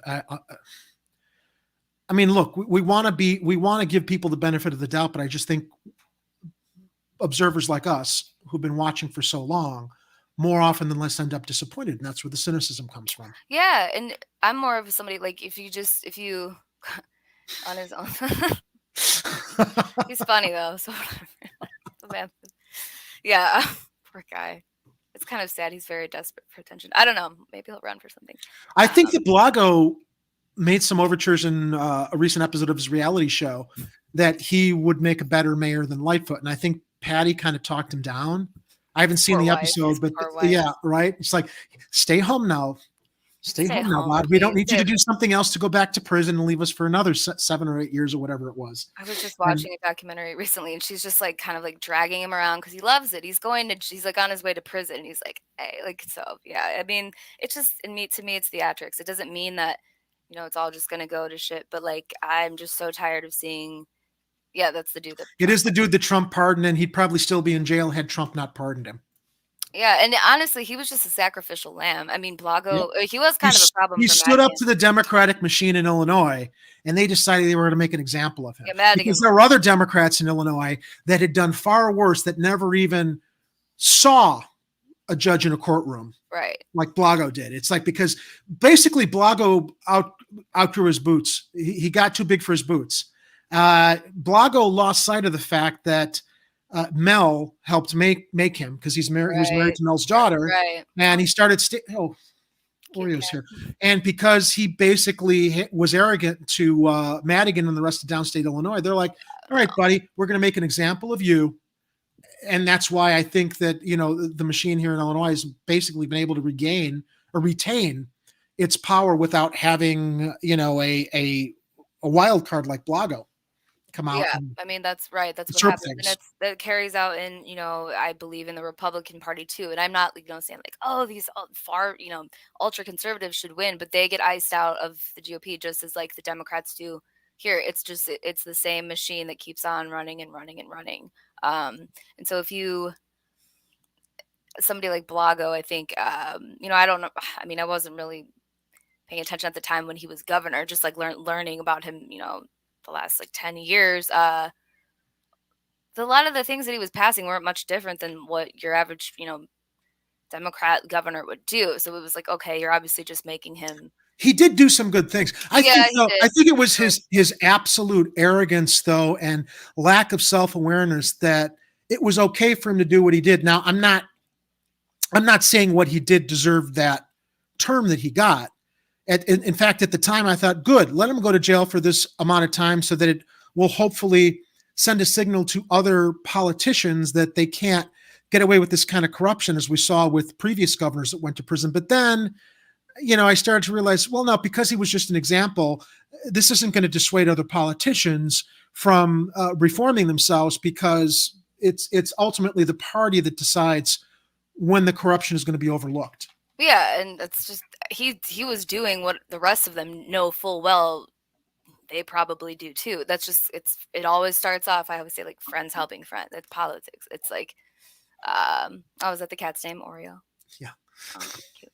Yeah, so it's just I don't know, politics to me at this point, like the way that there's the theatrics, it's like, come on, guys, we can't keep falling for this shit. So yeah, I don't know, but just kind of to go back to what I was like overall saying of just about the crime in general, and like really Tenderlungs did point that out, is that a lot of this has been let to go on and get as bad as it has been for the longest time, because somebody's of course profiting, and it's not just somebody's like getting one up. It's not just the police. It's at the end of the day, it's just the machine. It's the structure. It's not one person. It's not one group. It's the way that everything is structured. So I don't want to just send a bunch of people to just in jail because like what they robbed a store. Why? Like, we don't ever think like, why are these things happening? Is it just kids being stupid? And I'm not saying it's right. It's just like, do you know what I mean? Like, if you bring subjects, I do, but I got so in relation to the Ortega killing.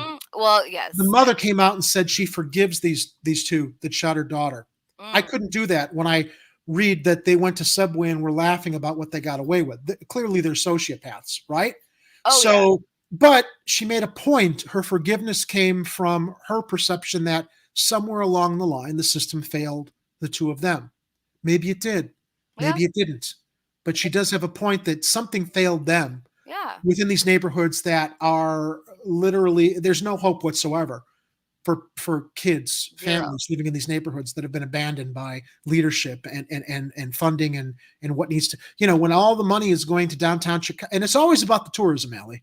We Right. always hear, why is Arne Duncan planning to run? Well, number one, he's a charter school ally. He wants to privatize the Chicago school system. But more importantly, Chicago business leaders have been consulting with him to run so he Oh can yeah. represent the business interests that you and I know are already so completely underrepresented in the city of Chicago with all the benefits and the money and everything and the tax breaks and everything else. So yeah, and when you know that the mayor's also got that huge TIF fund, Oh, money that's collected to go into these communities that need the money, and it's reserved or it's only funded into high income areas like the Loop or Lincoln Park. right. It's Or they're just paying for like minor things. Like they'll say like we're gonna redevelop this area. Okay, great. But then they clear it out, and then obviously the rent goes up. So it's like why are we like that's literally what Lightfoot's doing right now. Like in different with that Invest Southwest project. That's like it's what's happening. And instead of paying attention to that, it's like, what's the next thing that Lightfoot's saying? It's like people are just, yeah, you forgive others for yourself, not the other person. That's very true. Yeah. And a lot of these projects going on are just funding. They might not be like your typical, like what you would think, like a Democrat, like kind of sponsored, like deal. But you have a lot, like I can't get over the venture capitalists that have swooped in on this city. And there's lots of that started with warehouses Daly. being That started with redone. Daly Jr. I would say too. But yeah, Little it was Rich, kind of little Richie yeah. Capone, I call him, because he was the first gangster. Then he was replaced by the second great gangster, who was Rom Fuckface Emanuel. And now we've got Lori Lightweight, Lori Lockdown. One more thing I wanted to say. I was thinking about the mom and how she said she forgave them. And I don't disagree with her that a lot of like the system, yeah, it failed them. But really to put yourself in that position, I could see that also being said because she may be afraid. You have to remember that lots of people, they don't want to see more people go to jail, or they are afraid for, they don't want to look like a snitch. And that's a huge component. I'm not saying that's why she did it, but it's something to keep in mind when people say like, well, why won't the community stop it? Or why won't the community, call the cops or do anything? It's like, they don't trust anybody. So it's interesting that she did say that. Actually, I found that to be, that was one of many, many, many, many horrible stories. I mean, infants get shot in the city. It's like, this isn't fear porn. This is reality. So it's like, how can we like pretend that it's all on the cops, or how can we pretend that it's all on just certain people? The gangs, no, it's not. Right. It's not on any. I mean, unfortunately, it's the bad apples that rise into our attention that we can't look. As far as the cops go, I've said it a million times before. I'll say it again. I'm not anti-cop. I know there are some good cops in the Chicago Police Department, but I had a conversation with one of the good ones who shared with me, we're out here, but we fear reprisals. The reason we can't speak out against the ones that are falsifying police reports, as we saw with Laquan McDonald shooting, stand up and speak out with internal affairs against those that are completely corrupt. We fear reprisals. Not only against ourselves, but our families. Yeah, some bad. Yeah, clearly, right? Because I've always said in the past, look, if you're a cop and you're claiming you're one of the good cops, you're not that good if you're not standing up to the bad ones, reporting them and trying to affect reform and changing your department. But that perspective was tempered by what this cop told me, and I'm like, okay, got a point, right? We can only hope that the good cops within the system are doing their jobs the way they're supposed to be done. Law enforcement is a privilege. You're supposed to protect the community. It should not be this, I'm a cop, I got a badge, I got a gun, I'm better than everybody else, I know better than everybody else. It's the wild, wild west, I can do what I want to do. No, you got to reach out with the community. You got to be involved with the community, gain the respect of the community. But sadly, I think that police culture has changed into something else because of that whole initiative. Your most important job as a cop is to get home alive every night. That's part of the important parts of your job. That's not the only thing you should be focused on, though. But with that being taught or being that being the top priority, the privilege associated with being in law enforcement is what gets lost in how you integrate with the community. And de-escalate, not escalate. Try to build bridges, not draw lines in the street. And it's almost like you're sending in people to like do the job of really what could like for like these mental health calls or any situation. You're sending cops in and it's like deal with that, and it's lots of bad situations anyway. So I don't. It's kind of like a lose-lose for everybody, in my opinion. I don't really know how you would come back from, regardless of anything, if you just you're constantly seeing this many people shot, that many people shot, whether you live in the community or you are a police officer. But I think personally, I think police officers exist. They protect property. They don't really Yeah, protect. yeah, we've I heard mean, that. So Ed Heller mentions in the chat, and he reminded me of something compared to firefighters. There's this great meme, and I wish I had it ready to pop up here real quickly, but there's a meme out there. It shows a police officer and it shows a firefighter. And the meme says, both of these men knew the dangers of their job. Only one claims they fear for their lives. And that's speaking to the fact that firefighters and police both know the dangers of their jobs. Firefighters run into it, knowing it. Police withdraw, saying, "Oh, no, I couldn't do that. I had to shoot someone. I had to do whatever I want because I fear for my life." Really? You knew the danger like a firefighter going in. And if that's what you signed up for, you can't chicken out and run or solve the problem in a way that's only putting your safety first. Let's go back in time to 9/11. You're looking at the Twin Towers. You're a firefighter. And cops then, too. No, there were a lot of good cops we saw on 9/11. They ran into that fire. They ran into those buildings. That was their job. They knew the dangers, but they did their jobs. And it's horrible that I'm not saying that, anybody should have to sacrifice their lives like that, but that was the demand of duty that day. Now, let's talk about situations here in Chicago where you've got 20 cops dispatched to a crime. Laquan McDonald. Laquan McDonald, he's high on whatever. He's running around the street with his knife. You got cops surrounding him. Then you got Van Dyke, 16 shots. But I feared for my life. Well, no, you didn't. The police falsified the reports, and we have body cam videos. You didn't fear for your life. So if you didn't fear for your life to take that action, how many other cops claim that this was all about them fearing for their lives when there really wasn't an immediate danger? There was not an immediate danger.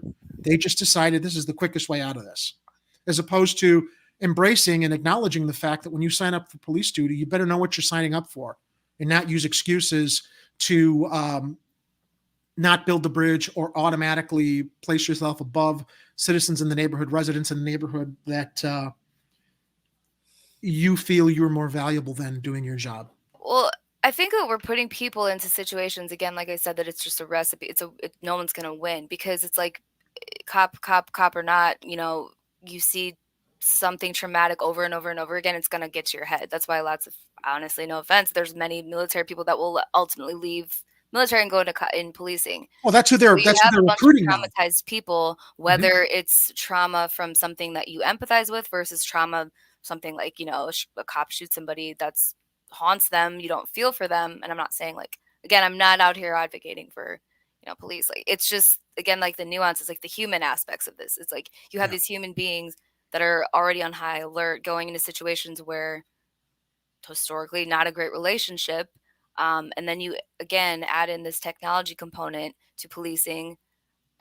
It's a recipe for disaster. So you have tons of emboldened people out there too who just, they don't care, shoot a cop. I mean, who knows, like the way that people feel emboldened, I don't know. It's just not good either way. So I try to look at it as just like people first, because I feel like if we look at it through the lens of like all cops this, or like no cops this, or all people there are good, it's just, we don't really get anywhere. So it's like anyone that's really experienced trauma, I feel, and is going into these situations over and over and over again, you're going to explode at some point.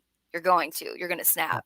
And it's, again, kind of getting to these like deeper things where cops are just like the easiest, people to blame it on. It's our society. And I know that's cliche to say, but that's true. Things that we value, the things that we a lot of the times are, led to believe that we chose to value, but we've been conditioned to believe these things. It's a multitude. It's almost like it's all kind of by design. Like you just keep these people fighting forever, like these certain groups with cops. And it's just this, like, it's an issue that's easy for politicians to cling on to, and activists to get their point, and it goes on and on. So, I'm a big history nerd, and I always like to look at the context of like how things have changed as far as like how the cops used to be. And it's just interesting that in a sense, we're still killing cops are still killing people, even by, you know, it's the structure of the system that's killing people.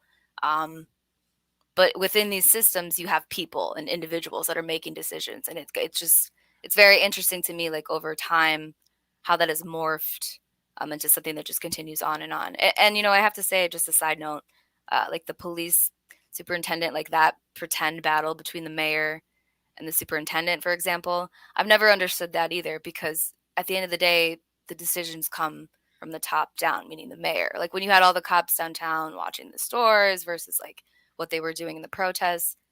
Again, it's like the stage, you know, the man that's going to take all the fall, which is the superintendent. And I'm just really tired of seeing people, just regular people, get caught up in this shit, because they are, you know, the fodder that politicians and a lot of leaders kind of like feed off of. And I wonder when, I mean, and maybe there are, but when the city of Chicago just says, you know, a whole, instead of like reacting to these, you know, clickable stories every now and then, like when are we just going to kind of put the dots together and like see the patterns? And it's frustrating. The voter base of Chicago really frustrates me. I mean, it could be anywhere, but I feel like it's pretty bad how segregated it really is. It's like, well, I'm good. My neighborhood's good. So what can you do? That's city, right? And it's just or like, my neighborhood's not good. It's not, but it's not going to matter if I go out and vote anyway, because it's always been this way. Right. So that's what I personally would like to see more of. You know, if I'm going to listen to a politician, I'm not going to trust them, but I like, it's, you know, until I hear something like that, like just these more nuanced conversations, it's kind of like, well, how are you really any different than the last, you know, 4 mayors? How are you any really, you know, different than governors? Because it's crazy what like the city council and just in the state house, what they will agree on. And it's almost like you never hear about the things that politicians agree on, because those are the ones I think that hold more weight. So it's just kind of paying attention, like what else is going on underneath. I know I just kind of went through a lot there, but no, I think that was what you were talking about. No, it's so sad to see just over and over and over again how, like I said, people are just used. I mean, it's horrible that 8-year-old girl, she just moved to Chicago, their family. Like she, you know, I could really tell when I was watching the stream, like that really like got to you. I mean, who would it not get to? But I know you visited other scenes before. Was Adam Toledo, I think that you yeah, when I first joined up with Hardlands Media, that's right when the Adam Toledo shooting had happened. Right. We went out to like cover it, to create a segment for the show, because we also did the General Iron strike. Yes. I just thought, you know, and I was jumping into this head first. I'd never done this before, YouTube broadcasting. And I just expected I would do a little field segment for you. And, you know, I'm very, very grateful that it evolved into something else, as much as we missed you here. And I'm really, really glad that we've been in touch over the past year, just looking for the right opportunity to bring you back on and talk about stuff, because, you know, you were an important part of the evolution and history of this channel. So, but yeah, I was out there with Casey, the videographer, and we went and visited the scene of the shooting, and it's just like you're there, and there's just this feeling in the air. You know, something so horrible. I almost felt like we didn't belong there, and I'm like, let's go shift to the memorial, because this is just too. I know what you mean, creepy, though. Yeah. You know? And there's that sense of like, why are you coming? Not you, but there is. I didn't want to dance on this kid's grave. I mean, it was important to like be there to show where it happened, but I did feel this sense of, I am not here to like capitalize and get people to watch, because we're right here where this kid got shot. Let's move along. You know, we don't need to be here. We don't need to linger there. The story, the larger context of was, why did the cop choose to chase him down? I mean, we saw the police cam video where the cop went out of his way to chase. Again, it was an escalation, not a de-escalation. I think that's at the heart of really kind of what bugged me, was that in that split second, Toledo threw the gun away. It was very, very hard to determine. It was a split second decision. I don't think Toledo. What do I know, Aly? Again, I'm trying to give the kid the benefit of the doubt. I think he got mixed up with this older kid. They were taking pot shots at cars. When the cop chased him down, he realized, I better get rid of the gun, and he was complying, but he was in a situation that there was no turning back. Although had the cop decided not to chase him like that down that alley and escalate it, even if Toledo had gotten away and been apprehended later, he'd still be alive. Now, I have to say, since what happened with the 8-year-old shooting, and I'm here. It's very similar circumstances, right? You've got an underage kid with a gun. Toledo was the teenager with the gun. In this case, I forgot the name of the kid who shot Ortega, but the shooter was a 17-year-old with an older accomplice. And, as much as I want to give benefit of the doubt and have empathy for Adam and what happened to him, because in that split second, everything changed.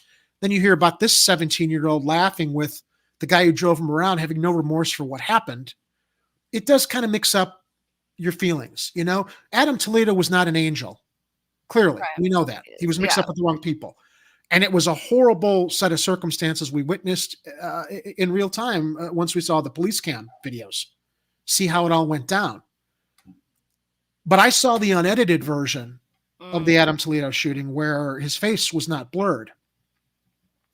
And you literally saw the life leaving his eyes. And I couldn't deal with it. Yeah. And that's why I give more empathy and try to give more benefit of the doubt. Now, let's look at the situation that happened last week. What if this shooter who shot into the crowd, okay, different situation. He was shooting at live targets. He wasn't just shooting at cars going down the street and, like target practice, like Toledo and his accomplice were.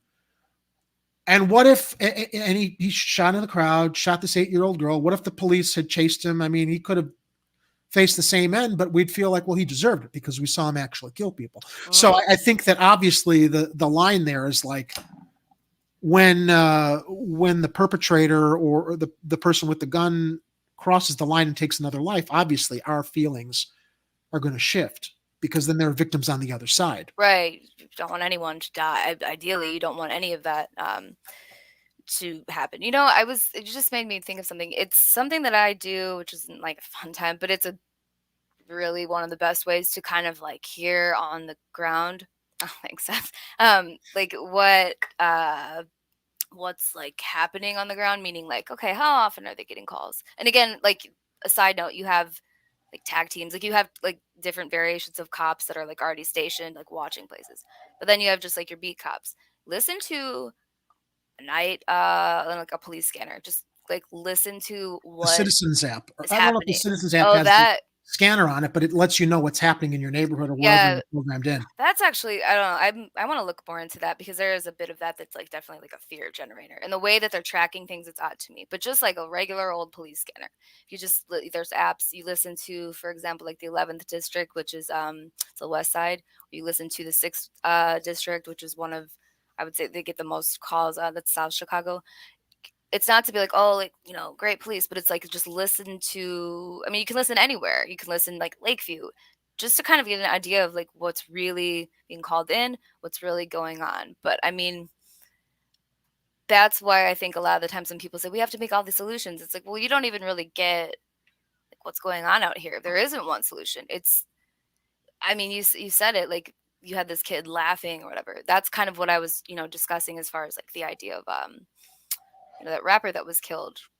That's one long line of like, you have these kids in these neighborhoods that like, there's nothing they feel like they have nothing to live for. I'm not saying that that's like a set sentence, but there's different patterns. It's just like, you got to make a name for yourself. You probably won't see 21 in some of these people's minds. It's like, fuck it. Like, see, they said this, they killed, my brother, they killed this person. And it's just this ongoing back and forth. And things like bloggers, a lot of people that cover it, it actually just gets amplified. So I was just adding that in because you said that, those kids were laughing, and it's like, I mean, what does that really show about our society in general? Oh, lack of empathy, people that don't have, is it inbred or is it learned or is it inbred, or what is it, learned behavior, or is it like something that's just in their biology? And I mean, I think it's definitely your environment. You can be a product of your environment, but I never take away someone's free will because you always have that choice. It's just I have, right. There's no solution. And it's like, I don't know if we're all just going to have that moment, but people a lot of the times don't want to talk about the stuff that's in the middle because it might get uncomfortable. It might get weird. You might offend somebody, but if we keep looking for this like prepackaged solution to everything, how, when are we responsible? When are we responsible for like a lot of the shit that happens? Because we just keep hoping and praying, like, oh yeah, this policy will work. It's like, well, it's not.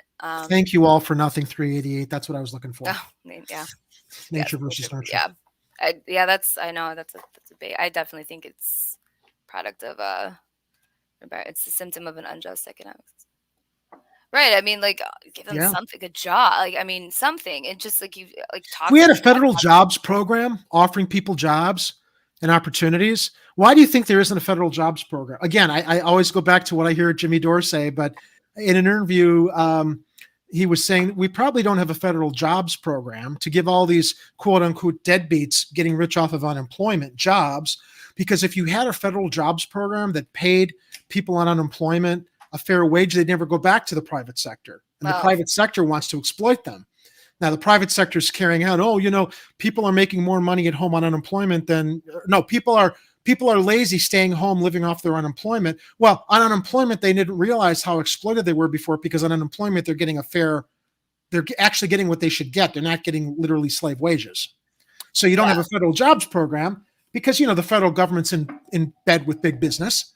And, they don't want to give people fair, better paying jobs through federal jobs program, because then that would siphon off the workforce from corporate America and regular businesses. So just as a side note to what All Night Daydream shared, and I agree, offer every youth a union job to rebuild a green city. But you know how anti-union we are, because you don't want to have a workforce that's actually represented and protected properly. Yeah, I hate to say that unions are kind of, they've been captured. And they have. Unions serve an unions. I'm not saying not all, but unions serve an important purpose, and they've become corrupted also. Now you can reform them to representing the workers. I mean, I'm glad to see. I think that I just read recently, I think Ed shared this with me, that Starbucks workers were unionizing. There's constant efforts to unionize in Amazon, which is like one of the worst places in the world to work, but which is able to get workers because they've got so many jobs and people don't have choices. Yes. I hate to be Red Sea Socialists. I agree with you. I didn't say people are getting rich off of unemployment, agreeing with it, but this is what you hear all the right-wing blowholes in right-wing media on news shows saying, everybody's staying home. They're getting rich off their unemployment. Well, I have to quote her. She's one of my closest friends, Red Sea Socialist. She actually says all the time, this her quote, Elon Musk is the biggest welfare queen. Of course he is. Yeah. When people are saying you can't redistribute the wealth and take money from Elon Musk built his fortune from federal subsidies into his businesses. That is our money to redistribute, because he got all the money from the government to subsidize his businesses. Right, and the contracts he has with the federal government in terms of with the Space Force and what the hell they're doing up there, that kind of ties into the biosurveillance state. But unemployment was still sub-living wage. Yeah. During the pandemic for a couple of months, it wasn't that bad. But yeah, I mean, it's so I was joking with a friend. I'm like, I don't really want to go back. Federal jobs, yes, it'd be great as long as people can get a job and something right. It shouldn't just be this prepackaged plan for you. And I think that's kind of what he was referring to earlier about maybe it was add these community programs. So and more trade schools, or giving kids in school more opportunities to learn trades. Those are gone. Right? Instead of, go to high school, now go to college, accrue all the student debt for a job you'll probably never get, to pay rent because you'll never be able to afford a home, because you're going to be in debt the rest of your life with your college degree that doesn't get you the job that you dreamed of. Yeah, and you'll just do tasks to work that debt off and get everything's going to be tokenized essentially. So it's yeah, sure, you can pay off that debt by doing this. And I mean, with kids now, the way that they want kids to kind of program all of these things, you're going to see a ton of third party what's the word, nonprofits sponsoring these coding programs for kids, which on the surface I'm not saying it's a bad thing. It's not that I wouldn't want a teenager to make money, but it's kind of why are you having these kids program what are they programming? What is this all into? That was Rahm Emanuel's go-to. Oh, kids can learn coding. That was his complete, always his go-to. Kids can learn coding and do. The whole world is not coding, Rahm.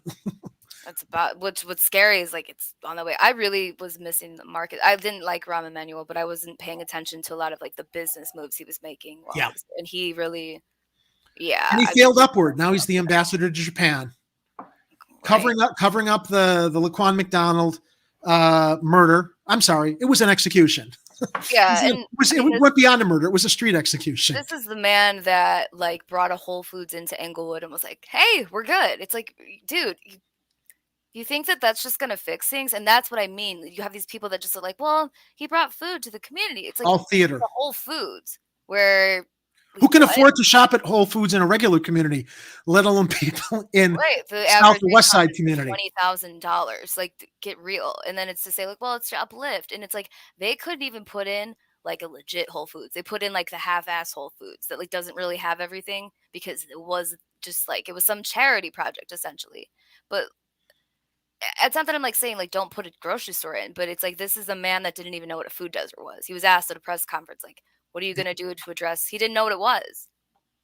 So I kind of just I expect that a politician's going to have that mentality because the hubris of like thinking that they have the solutions for all these problems. What's like you didn't even know what a food desert was. I mean, even something like to talk about communities that were affected more by COVID. It's like, well, look at the general neighborhood. It's like, are there grocery stores? Are there restaurants? Are there things that like you would want a community to have? It's like, no, there's liquor stores, corner stores, and like just junk food. And it's just, I'm not generalizing by any means, but my friends Pawn shops, currency exchanges, payday loan right, we have to operations. talk about this stuff. It doesn't always have to be like, that's racist. No, it's just like, it's just people talking about things happening in their city.